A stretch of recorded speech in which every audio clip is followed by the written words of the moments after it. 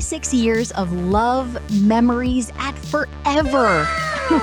Ibinahagi ni Ina Raimundo ang isang nakakakilig at nakaka-inspire na throwback tungkol sa kanilang pagsasama ng kanyang asawang si Brian Puturnac sa loob ng 26 na taon. Ayon kay Ina, mahigit kalahati na ng kanyang buhay ang ginugol niya kasama ang iisang lalaki.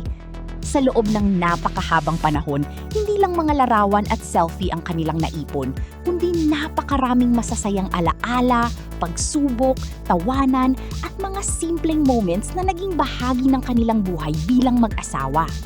Nakakatuwa rin ang kwento niya tungkol sa pagpaplansya ng damit. Noong taong 2000, si Ina pa ang palaging nagpaplansya ng mga damit ng kanyang asawa dahil gusto niyang ibigay ang kanyang best sa kanilang relasyon. Pero makalipas ang 26 na taon, nagpalit na sila ng role. Ngayon, ang kanyang asawa naman ang nagpaplansya ng mga damit niya.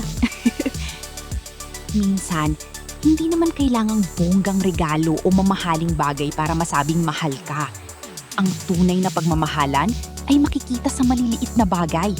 Sa pagtutulungan, pag-aalaga, pag-unawa, at pagiging magkasama sa bawat yugto ng buhay, 26 years together and still choosing each other every day.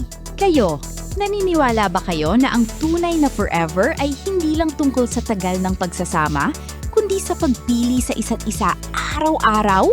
Kaya kung naghahanap ka ng forever, need na ba na AFAM ang iyong pipiliin?